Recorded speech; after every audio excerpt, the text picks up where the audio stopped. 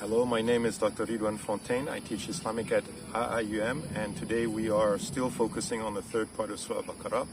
And this video is again dedicated to Dr. Ismail Abu Sada, who was murdered in Gaza in 2023. So this video is kind of a review and a summary of the last three videos. So we talked about the first central ayah, which is ayah 74. We talked about the second central ayah, which is ayat 112, and we looked at the third central ayah, which is ayah 97. Okay, now as a reminder, this is the textbook for the class, right? We are talking about Islamic management, and the difference between Islamic management and Islamic studies is that Islamic studies is talking about how the scholars explain ayat of Quran, and what I'm interested in is how do people react to the Quran. So the main theme so far is at the heart of the behavior problems of Bani Israel, there was a spiritual problem. And so what I want to talk a little bit about is how does this stack up with the empirical data. So I talk about this in the first chapter of this book, where I explain how this whole project came into being. And basically in 2008, 2009, I was working in a private university in Shah Alam.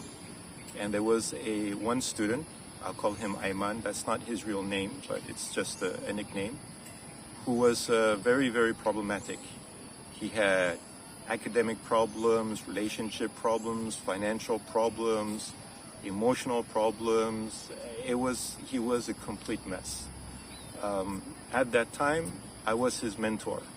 So we would meet every week. I would advise him to do this, and then next week he would come and tell me it didn't work, and then I would advise him to do something else, and we went on like that for about a year. After a year of advising this guy, I had no idea what to do, right? Everything that I tried had failed.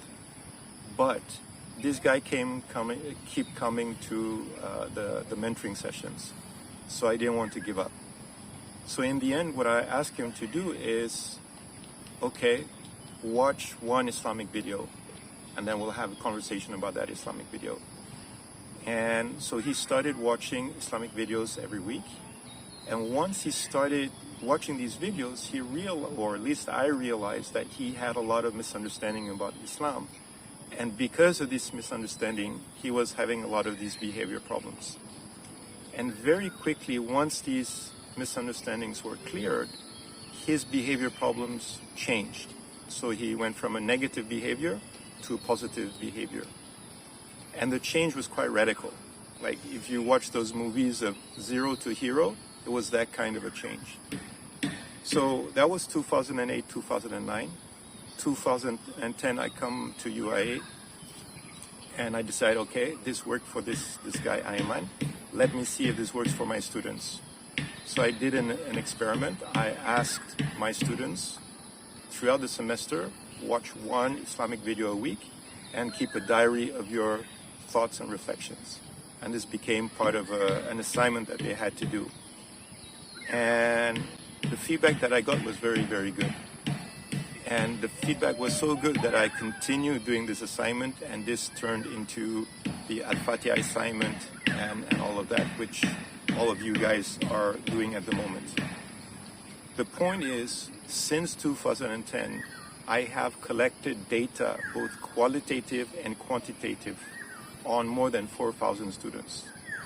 And the data basically shows exactly the same thing. Once students improve themselves spiritually, their behavior changes positively. Okay? Sometimes it's very dramatic, sometimes it's very slight. But almost all of the time they say, yes, this happened to me, this happened to me, this happened to me.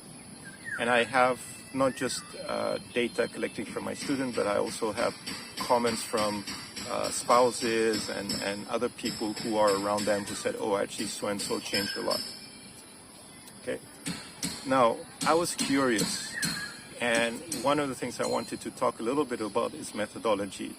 One of the things I talk about in class is I don't encourage people to reflect on the Quran alone, because then the danger is you have a bias and then your bias influences the way you reflect on the Quran.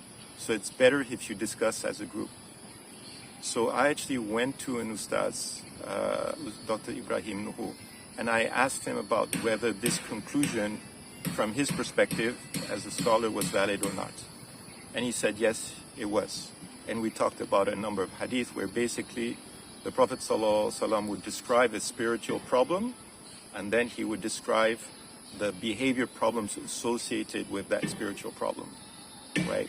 So whether it is in terms of the Quran, the Sunnah, or the empirical data, it all seems to show the same thing.